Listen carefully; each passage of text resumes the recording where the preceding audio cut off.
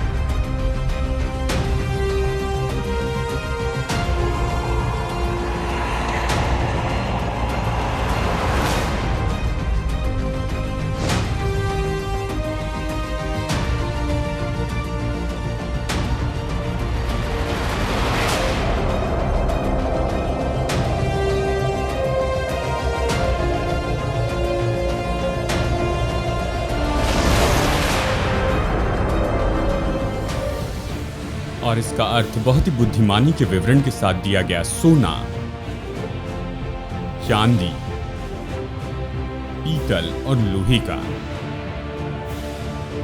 लेकिन फिर इससे भी कुछ कम था कि मिट्टी मिली हुई थी।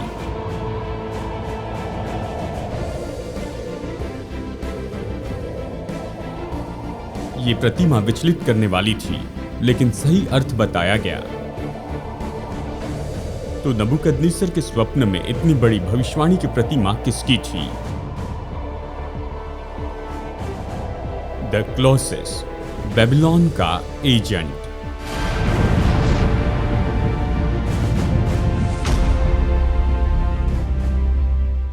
दानियल की किताब के दूसरे अध्याय को भविष्यवाणी के अक्षर के रूप में कहा गया है। जो भी सीखना चाहता है कि बाइबल भविष्य के बारे में क्या कहती है, उसे इस अध्याय का अध्ययन करना चाहिए।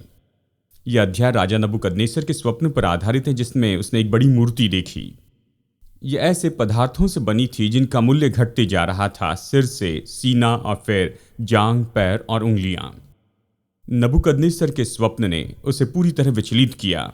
ये तो सच में उसके खुद के राज्य के विनाश के बारे में उसे पहले बताया जाना था। ये अहंकारी घमंडी राजा जिसने सोचा कि वो हमेशा अटल रहेगा, उसने स्वप्न के द्वारा जाना कि वो तो केवल एक छोटा सा हिस्सा है अन्य जाति के संसार के उस महाकाय चलन का। तो दानियल अध्याय 2 वचन 31 से वचन 33 में हम यहाँ पर प्रकाशन देखते हैं। हे राजा, जब तू देख रहा था तब एक बड़ी मूर्ति देख पड़ी, और वो मूर्ति जो तेरे सामने खड़ी थी वो लंबी चौड़ी थी, उसकी चमक अनुपम थी और उसका रूप भयंकर था। उस मूर्ति का सिर तो चोखे सोने का था, उसकी छाती और भुजाएं चांदी की, उसका पेट और जांघें पीतल की, उसकी टांगें लोहे की और उसके पांव कुछ तो लोहे के और कुछ मिट्टी के थे। तो अब चलिए मैं आपको स्क्रीन पर अच्छे से दिखाना चाहता हूं कि ये मूर्ति किस तरह दिखती थी। अगर आप इस मूर्ति को देखें तो पाएंगे कि इसका सिर जो बेबीलोन के राज्य को दर्शाता है, और इसके हाथ और इसका सीना मीडा फारस के साम्राज्य को दर्शाता है, और इसका पेट और इसकी जांघें ग्रीक साम्राज्य को दर्शाती हैं, और फिर इसके पैर तो रोमी साम्राज्य को दर्शाते हैं। अगर आप इतिहास में देखें तो संसार के साम्राज्य का यही क्रम है। ये बेबीलोन से शुरू हुआ ईस्वी सन पूर्व 605 से 539 तक, फिर मीडा फारस 539 से 331 ईस्वी सन पूर्व, फिर ग्रीक आए, मीडा फारस को उन्होंने निकाल दिया और फिर रोमियो ने आकर ग्रीक को निकाल दिया। इस पल हमारे मन में ये बात हमें रखनी चाहिए। जैसे हम इसमें आगे बढ़ते हैं, मैं आपको बताऊं कि इसका क्या अर्थ है। नबूकदनेस्सर पूरे बेबीलोन के राज्य पर राज कर रहा था। यह उस समय का सबसे बड़ा साम्राज्य था। फिर मीडा फारस ने बेबीलोन को जीत लिया। एस्तेर की किताब बताती है उन्होंने संसार पर राज्य किया। फिर ग्रीक लोगों ने फारस को जीत लिया सिकंदर महान की अगुवाई में। वो संसार के साम्राज्य का अगला राजा बन गया और मसीह यीशु के जन्म के 50 साल पहले रोम ने ग्रीस को जीत लिया और वो संसार पर राज्य करने लगे। वचन कहता है कि रोमी अगवा कैसर अगस्तुस, उसने आज्ञा दी कि पूरे संसार में कर लगाया जाए और ये तो उसके पूरे साम्राज्य के ऊपर लागू किया गया नियम था। वो पूरे संसार पर उस समय राज्य कर रहा था।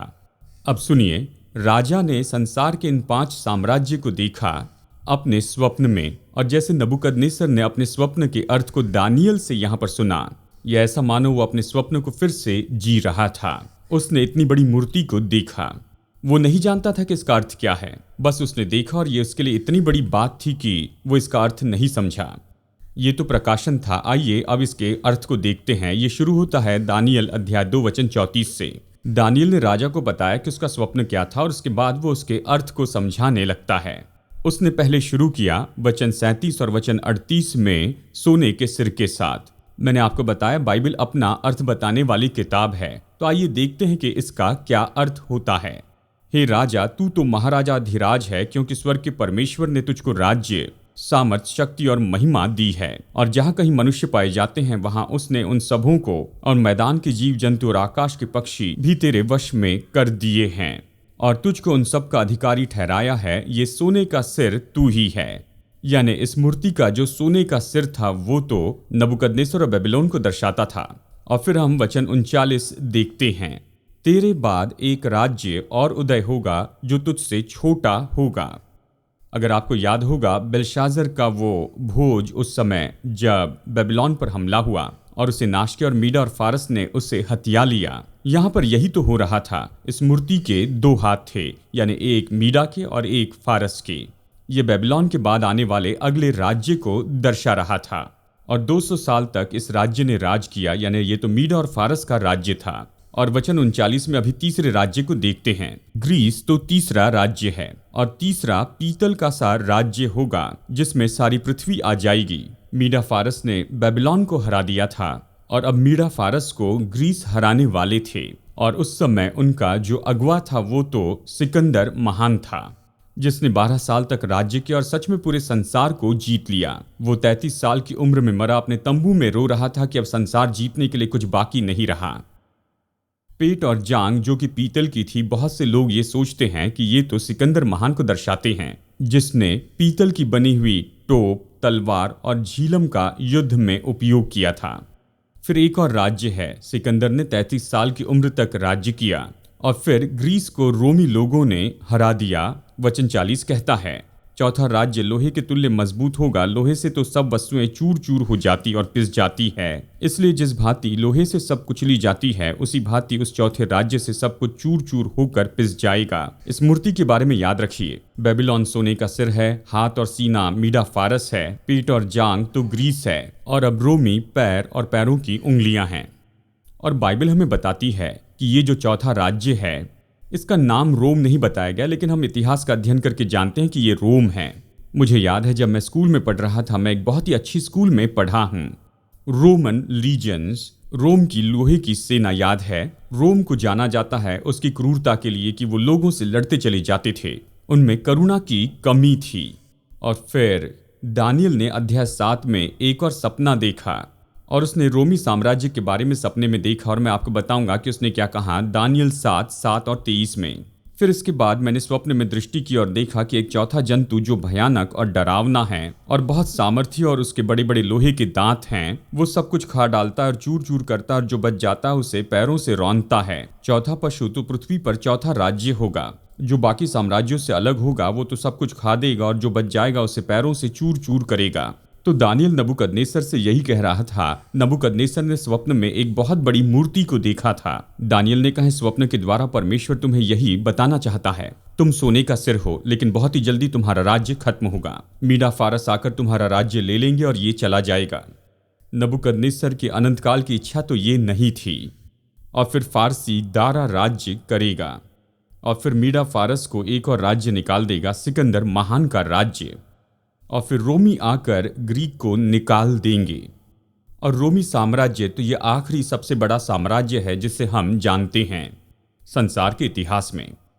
हम तो रोमी साम्राज्य के बीच में हैं, कहिए तो हम यहाँ पर सैंडविच के जैसे हैं, क्योंकि अब तक एक और साम्राज्य बाकी है जिसके बारे में हमने चर्चा नहीं की है। ये तो इसके पैरों की उंगलियां हैं। दानियल 2:42 और 43 कहता है, मूर्ति के पैरों की उंगलियां लोहे और मिट्टी की मिली हुई थी कि वो राज्य कुछ तो दृढ़ और कुछ निर्बल होगा। तूने जो लोहे को कुम्हार की मिट्टी के संग मिला हुआ देखा कि उस राज्य के लोग एक दूसरे से मिले तो रहेंगे, परंतु जैसा लोहा मिट्टी से मेल नहीं खाता वैसे भी एक न बने रहेंगे। दानियल पहले से बताता है कि कब होगा, कि रोमी साम्राज्य तो बाकी सब से बिल्कुल अलग दिखेगा।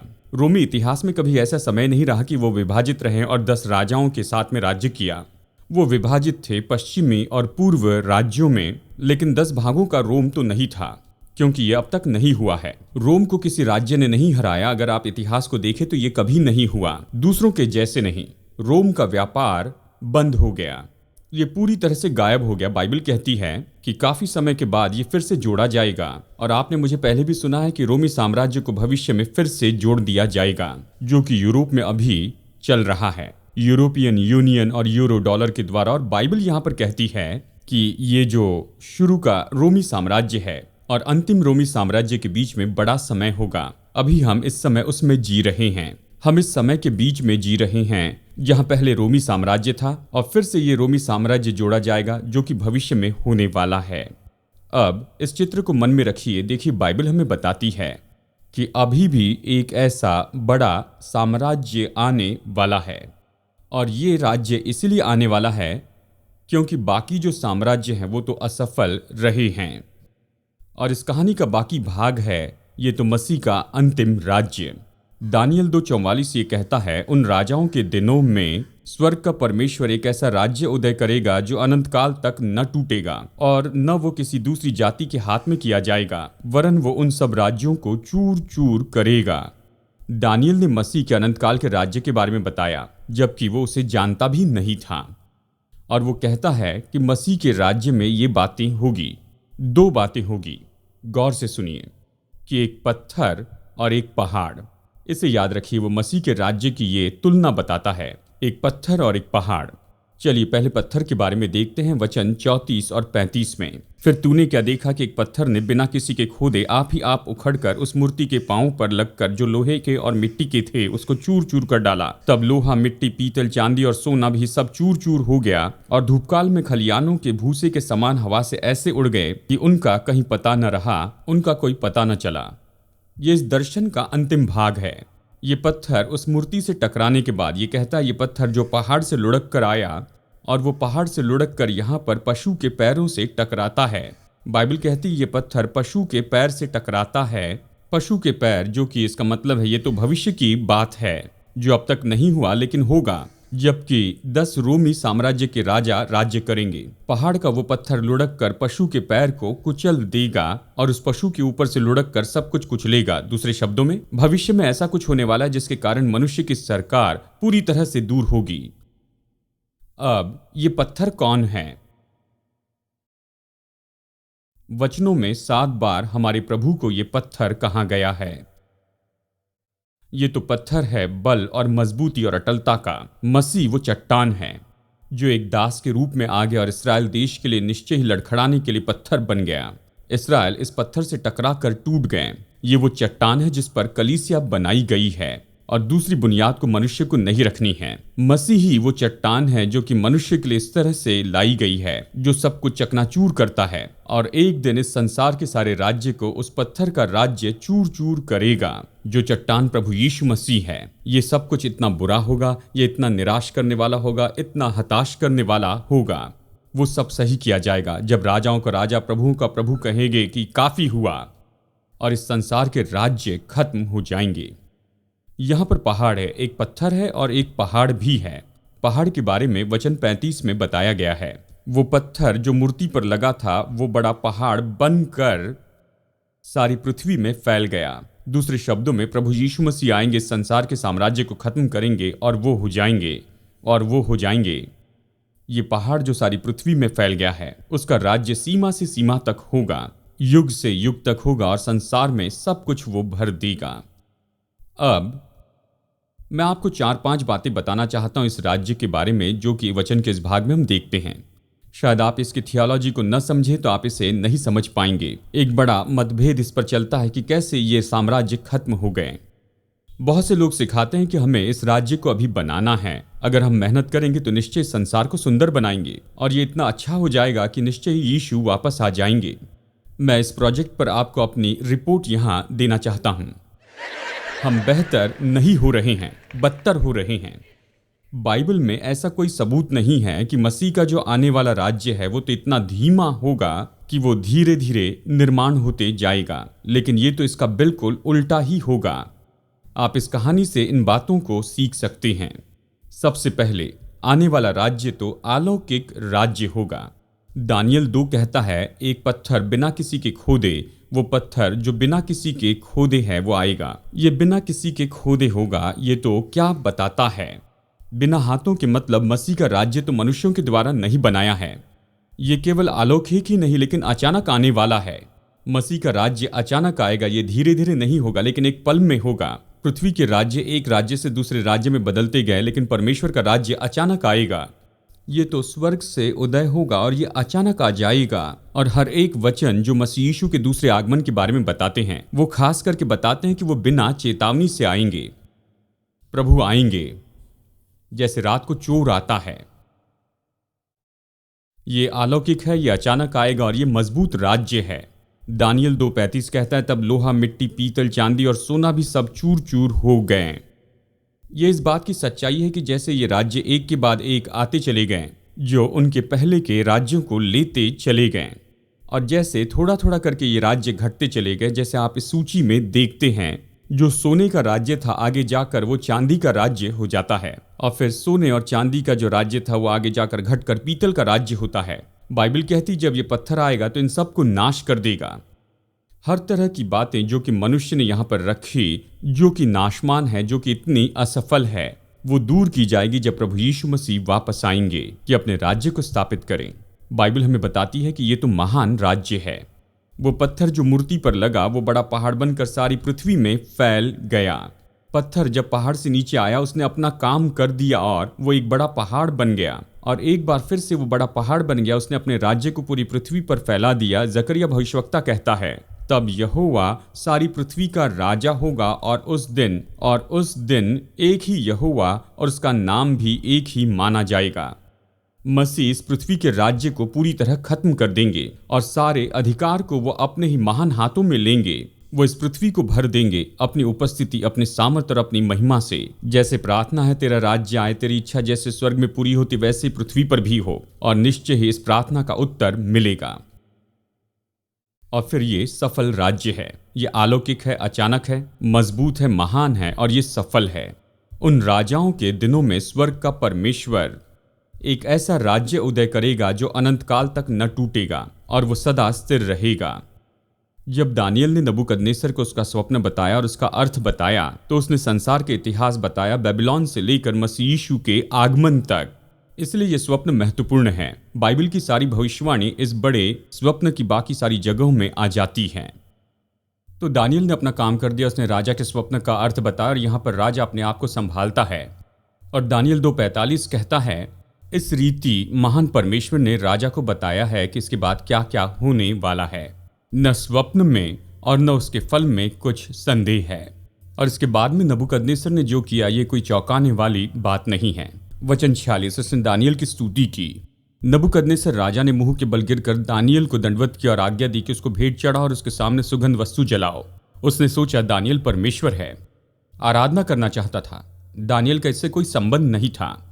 फिर नबूकदनेस्सर दानियल के परमेश्वर की स्तुति करता है। अपने सामने के दानियल की तारीफ करना अलग है, लेकिन उसने सोचा कि यहाँ पर यह संदेश किसी और से आया है। वचन 47 में क्या कहता है देखिए। फिर राजा ने दानियल से कहा, सच तो यह है कि तुम लोगों का परमेश्वर सब ईश्वरों का ईश्वर, राजाओं का राजा और भेदों का खोलने वाला है, इसलिए तू ये भेद प्रकट कर पाया। जब नबूकदनेस्सर ने कहा दानियल का परमेश्वर ईश्वरों का ईश्वर है, तो उसने कहा, मेरा ईश्वर नहीं, तुम्हारा परमेश्वर सच्चा है। मेरे पास में ये बेबीलोन के झूठे देवता है, लेकिन तुम्हारे पास परमेश्वर है, ईश्वरों का ईश्वर है। वो सहमत हो गया। केवल यहीं पर बात खत्म नहीं हुई। उसने दानियल और दानियल के परमेश्वर की स्तुति ही नहीं की और दानियल को पदोन्नति दी, क्योंकि परमेश्वर ने उसका उपयोग किया। राजा ने दानियल का पद बढ़ा दिया और उसको बहुत से बड़े दान दिए और बेबीलोन के सारे प्रांत, पंडितों और सारे हाकिमों के ऊपर मुख्य प्रधान बनाया। राजा नबूकदनेस्सर ने राजा के बाद में दानियल को दूसरा मुख्य व्यक्ति बनाया और ये यहीं खत्म नहीं हुआ। अब दानियल के मित्रों को भी पदोन्नति देता है। ये दानियल के लिए बहुत अच्छा दिन था। तब दानियल की विनती करने से राजा ने शद्रक, मेशक और अबेदनगो को बेबीलोन के प्रांत के कार्य के ऊपर नियुक्त कर दिया, परंतु दानियल स्वयं राजा के दरबार में रहा करता था। राजा के द्वारा आदर पाने के बाद दानियल अपने मित्रों को नहीं भूला। सीखने के लिए अच्छा पाठ है। ऊपर बढ़ते हुए आपको मित्रों की जरूरत है, क्योंकि आप जब नीचे आएंगे तो ये मदद करेंगे। इसे याद रखिए। इस संदेश के बीच में ये मैनेजमेंट का एक अच्छा सिद्धांत है। तो अब दानियल राजा के दरबार में रहता है, तो दानियल का बड़ा ओहदा था, वो अपने दोस्तों के ऊपर था। मुझे सुनिए, दानियल एक छोटा भंडारी था और अब वो बेबीलोन का प्रधानमंत्री हो जाता है। और हम अब बिल्कुल ऐसे युग के पास में हैं जो कि अभी आने ही वाला है। इस पृथ्वी पर मनुष्य का राज्य तो अभी खत्म होने पर है। ये समय है कि वो पत्थर आ जाए जो कि हाथों से कटा हुआ नहीं है। हमें इस बात से निराश नहीं होना है, दुखी नहीं होना है कि संसार का राज्य जल्दी खत्म होने वाला है, लेकिन हमें प्रोत्साहित होना है, क्योंकि मसीह का वो महिमा में राज्य बहुत ही जल्दी आने वाला है। हमारे आसपास की परंपरा को देखकर व्याकुल हो जाना बहुत ही आसान है, लेकिन जब हम ऊपर की ओर दृष्टि रखते हैं तो हमें अपना समय यहाँ निराशा में नहीं बिताना पड़ेगा। दानियल हिम्मत नहीं हारा, उसने सारी बातों का वहां मूल्यांकन किया। वो तनाव में भी बिल्कुल शांत और भरोसे में रहा। भरोसा तो बाइबल की वो मनोदशा है जो हम सब लोगों के सामने करते हैं। तो कल का सामना करते हुए आप भरोसा रखिए।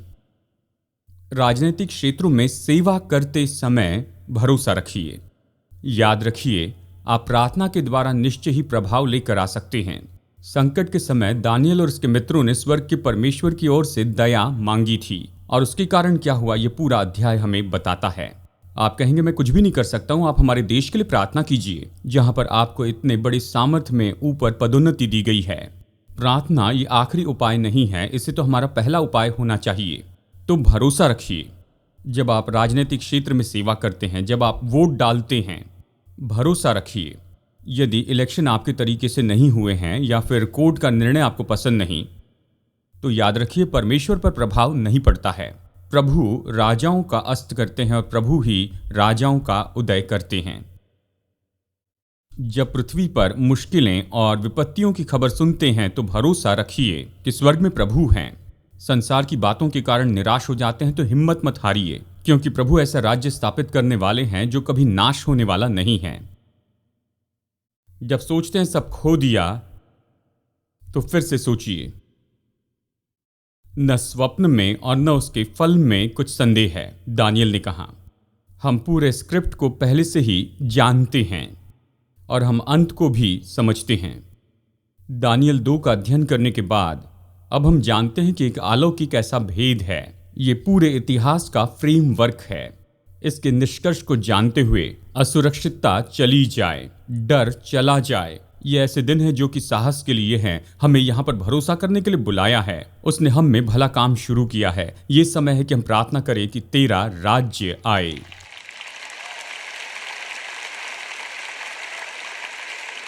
दानियल की किताब का अध्ययन करते समय मेरे दिल में कुछ हुआ देर रात के समय में, जिसने मुझे सोने के बजाय कुछ घंटों तक जगाया।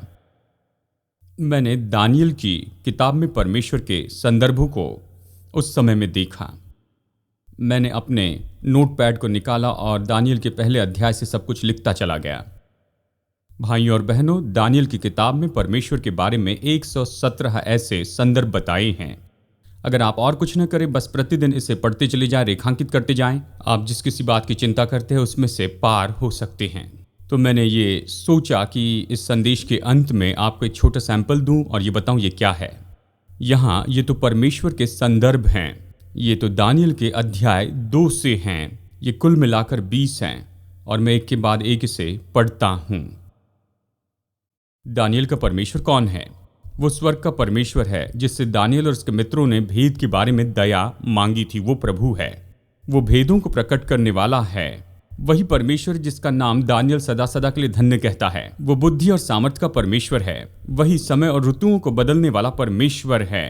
राजाओं का अंत और उदय भी वही करता है। वही परमेश्वर जो बुद्धिमानों को बुद्धि और ज्ञानवानों को समझ देता है। वही परमेश्वर है जो भेदों और गुप्त बातों को प्रकट करता है। वो परमेश्वर है जो जानता है कि अंधेरे में क्या है और ज्योति उसके साथ रहती है। वो दानियल के पूर्वजों का परमेश्वर है। उसी ने दानियल को बुद्धि और सामर्थ्य दी है। दानियल ने जो पूछा उसी ने उसे बताया।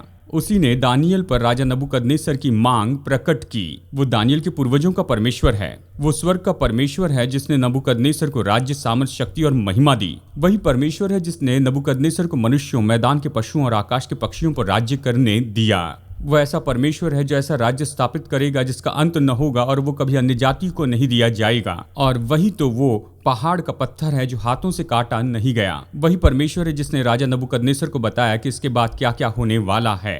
वही तो राजाओं का राजा और प्रभुओं का प्रभु है। वो भेदों को प्रकट करने वाला है। वही परमेश्वर है।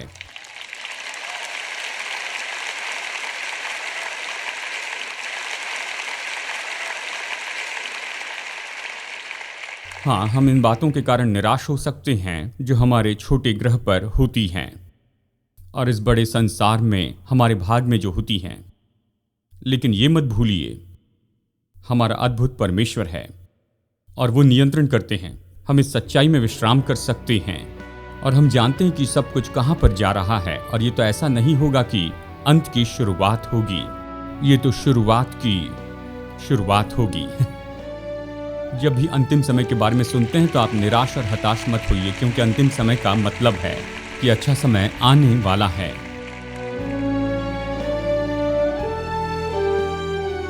आज मेरे साथ टर्निंग पॉइंट में जुड़ने के लिए धन्यवाद। जितना ज्यादा हम प्रभु वचन का अध्ययन करें उतना ज्यादा हम जानते हैं कि हमारे प्रेमी परमेश्वर चाहते हैं कि हम में से हर एक के साथ व्यक्तिगत संबंध रखें।